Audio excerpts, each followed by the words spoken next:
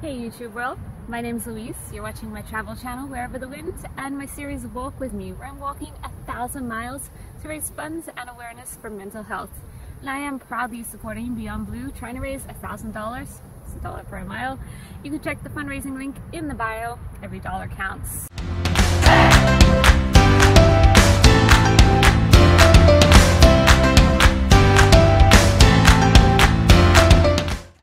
Alright guys, so today I am taking a walk to my local beach, which is about 4 hours walking time. Not very scenic, a lot of houses and suburban areas along the way. So what I am going to be doing is some walking and talking. And I'm going to be talking about the COVID pandemic, mental health, and in particular the suicide rate in Australia, because I learned something kind of shocking the other week and I wanted to talk about that. And of course I will show you the beach when we get there. Right now I'm just chilling out in a park. I've already been walking for 2 hours, so I'm taking a little break. But yeah, come walk and talk with me. Alright, I am back on my way. So guys, the other week I was on Facebook, and as you do, I saw one of those posts that was like, I want 2 of my friends to share this. And the post said that since the COVID pandemic had started, in Australia there'd been over 3,000 suicides. Now naturally I don't really believe those posts that I see on Facebook, so I did some of my own research and I found 2 news articles talking about it, and they were speaking with mental health professionals and someone who works for one of those crisis helplines. And they had said in these articles that since the pandemic has started, since March, there's been 1,200 suicides in Australia. That is more than double the amount of COVID deaths. And that in itself wasn't too shocking to me because I was expecting an increased suicide rate this year. What's shocking is that there's been twice the amount of suicides than there has been COVID deaths, and there's not a peep about it. I had to dig to find those 2 news articles. There's hardly anything out there. We hear about every COVID death. You know, sometimes we hear them by name and age and we know about them. You know, Marie, who was 80 years old and lived in this home, or that kind of thing. We don't hear a peep about these suicide deaths. You don't hear about, you know, 18-year-old Jesse who committed suicide because he felt like he had nothing to live for, or 35-year-old Mike who had to close his business and couldn't provide for his family. Nothing. And I know there's this kind of thing of like, well, it's not infectious, so I can't get it, but it can happen to anyone. And I guess there's also a thing of not wanting to like romanticize it or encourage it, but we need more open and honest conversation about this. We've done a really good job stepping up for each other to slow the spread of the virus, and I'm not saying that this virus isn't deadly and that we shouldn't be changing things to slow it, but we can step up for each other here too, to stop suicide. So I'm going to be talking about that in this video, and I'm going to be talking about some of my own experience. So I've certainly found that the topic of suicide is very taboo. People don't like talking about it. It makes them uncomfortable, and if you've never experienced those kind of thoughts or feelings, it's probably really hard to understand.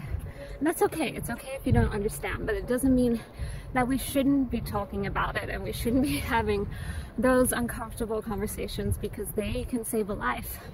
Maybe not even the life of the person you're talking to, someone else. So being informed is good. And yeah, it's very taboo. I find that whenever I try and bring up the topic of suicide, people do not want to talk about it. They get very uncomfortable. They don't know what to say. They don't feel comfortable asking questions. Or they think I'm bringing it up because I'm feeling suicidal, which is nice that they're concerned, but that's not necessarily the case. I just want to talk about it, have open conversations, and raise awareness. So we need to start having these uncomfortable conversations, and make it more normal to talk about suicide, so that people who are feeling suicidal can feel comfortable telling someone and get help. So what I'm going to do now is I'm going to share my own experiences, because I did have suicidal thoughts going through my teenage years. So I'm going to share my own experiences, and then we'll talk a bit more about preventing. Alright guys, I'm just taking a break from the walk. It's a long walk. But we can have a chat now. This is a good place to chat. So for about 7 or 8 years in my teenage years and early 20s, I suffered from pretty severe depression. And for several of those years, I had suicidal thoughts. I hated school, everything about it, and I struggled with my peers and making friends and keeping friends. And I really struggled with my self-esteem and not living up to what I thought other people's expectations of me were. And that's always been a big trigger for me, is comparing myself to others. But everyone has their own individual triggers for depression, for suicidal thoughts. But I would go to sleep and I would just hope and wish and pray that I would not wake up. I was like, I thought about ways to kill myself. I wanted to. I never attempted. I was just too scared of causing myself physical pain and of like the unknown. And I think part of me did hope that things would get better, because everyone said it gets better after high school, and I had ideas, things to look forward to after high school, so I think that helped keep me going a bit. But I never told anyone the full extent of what I was going through or what I was thinking, because I felt way too scared of being judged as being permanently labeled as suicidal or crazy or mentally ill, and only being seen as my mental illness. And I have an amazing family that I wouldn't tell everything to, but I would tell some things to, and they would never label me as my mental illness. But unfortunately, a lot of the time when I kind of brought it up with friends or tried to tell them a little bit of how I was feeling, it would cause a major strain on the friendship, and normally I would end up losing that friend. I would get labeled as just attention seeking or being dramatic, and it wasn't just that they didn't know how to support, they didn't want anything to do with it. And I don't blame people. I just think it's a lack of education and a lack of open and honest conversation, which is why I'm doing this. And even now it's difficult to talk about this kind of stuff, because there's a lot that goes on in your head even when it's been in the past. So it is a difficult conversation to have on all sides, whether you're talking about it in the past, whether you're talking about it in the present, or whether you're just talking about it in general.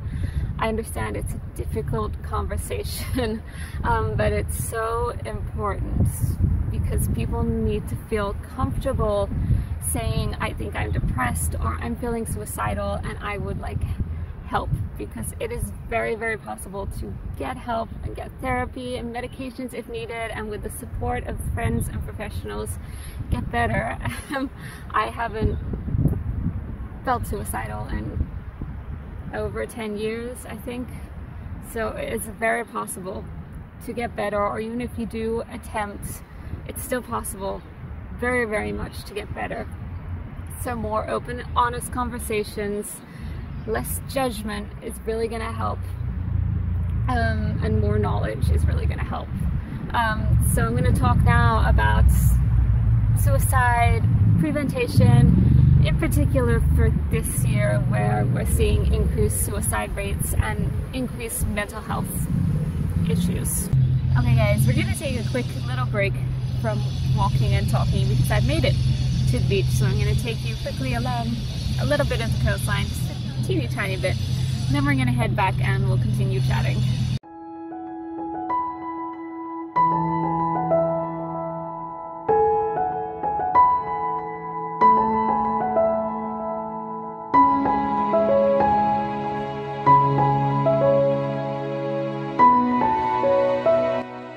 never mind. They closed the walkway. So just enjoy a picture of the beach for a minute.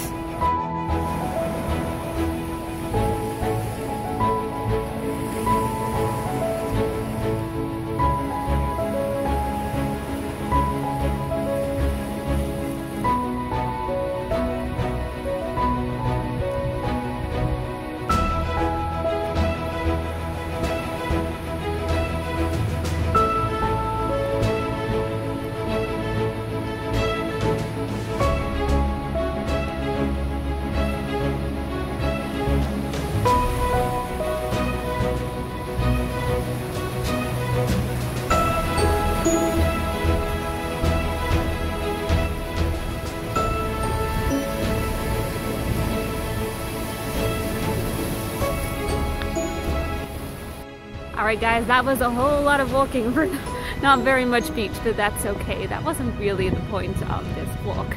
We're gonna head on back and I will continue my chat in just a moment. Alright guys, so we're on our way back. We'll get back to our walking and talking. So obviously this year has been really hard and stressful on a lot of people.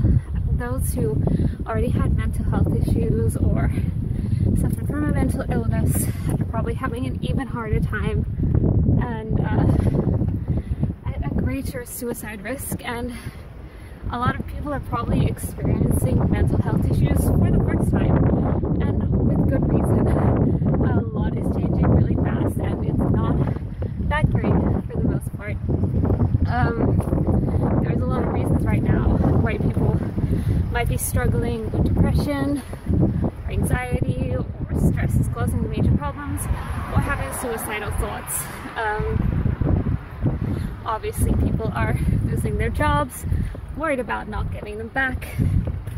People are worried about their health and safety and the health and safety of people around them. And especially if you're a young person right now, it's got to be hard to like see a future. It will be really hard for young people right now, and I think we should step up for them the way that we're stepping up for older people and vulnerable people.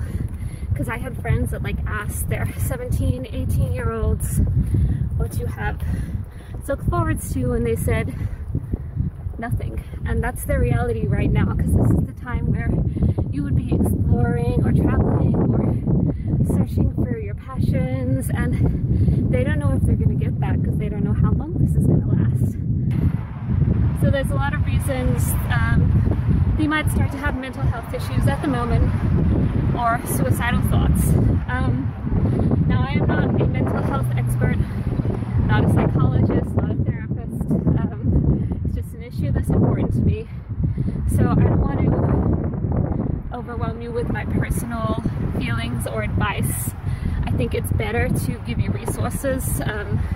So I'm going to recommend in my bio 3 links for organizations where you can find out plenty of information about mental health, about depression, anxiety, stress, all of those kinds of things. So there's Beyond Blue, who I'm proudly supporting right now. They're amazing. Lifeline, who is also a crisis helpline, who you can call if you need help or just want someone to talk to. So that number is down there. And also Are You Okay, who have great information on how to start a conversation if you're worried about someone, and also how to continue it and how to help support them. So definitely recommend checking those out, because those are your best sources of information if you're worried about someone, to be educated, even if you're not worried about anyone right now, just to know, because education and knowledge is really powerful in this sense, especially in destigmatizing this topic. And if you yourself are experiencing problems, absolutely check out those websites.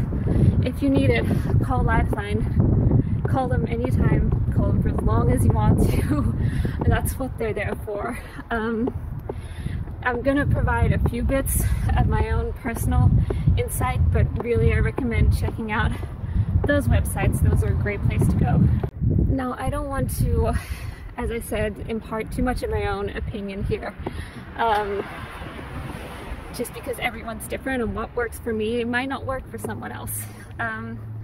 So I think, you know, those websites are good for getting some information and having a start, but really talking to the person that you're worried about is the best way to find out what might help. I will say that being an ear is great. Sometimes you just want someone to talk to,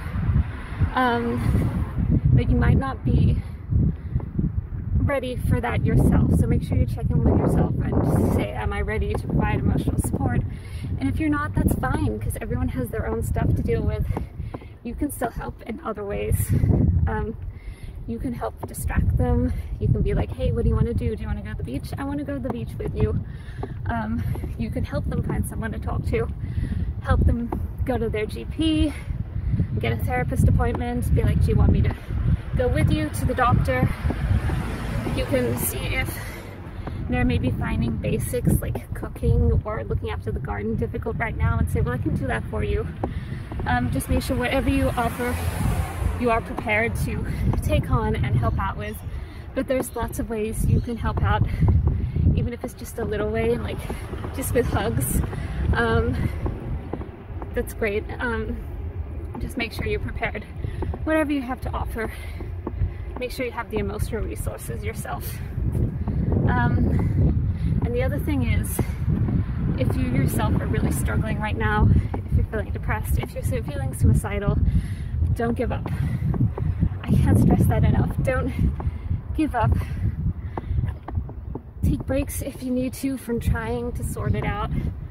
But keep trying. Call crisis helplines. Talk to friends. I know it's disheartening when you talk to someone and they're dismissive or not helpful, so you might need to take a break for a minute, but come back and try again, because you will find the right person eventually. Same if you want to seek professional help. There are a lot of great therapists out there, but not all of them are going to be the right choice for you. So if you see a therapist and you feel like it's not helping, try again. Take a break, try a different therapist. Just keep fighting and don't give up. Okie dokie, I am taking one more break before I head on back home, but I'm going to wrap it up here. I hope it wasn't too rambly. It is a little difficult thinking, walking, talking, and trying to make sure nobody's photobombing my shot at the same time. But I just really want to start a conversation, so please guys, check the links in the bio. Talk about mental health and suicide like someone's life depends on it, because someone's does. And remember that I am walking 1,000 miles to raise funds and awareness for mental health, proudly supporting Beyond Blue. So if you'd like to donate, the link is in the bio. Every dollar counts. Next week I am going to be heading up the Coffs Harbour coast and to Port Stevens. So those are both very pretty places, and I'll take you on some walks around there. But yes, thank you guys very much for watching. If you enjoyed, be sure to like the video, subscribe. Feel free to comment with any of your experiences with mental health or any insights that you would like to share. And also, if you want someone to talk to, you can always direct message me on Instagram. Sometimes it's just good to have someone random that you don't know. So my messages are open if you want someone to talk to or you're concerned about someone. I'm no mental health professional, but I'm definitely there. Alright guys, thank you very much for watching, and I'll see you next time.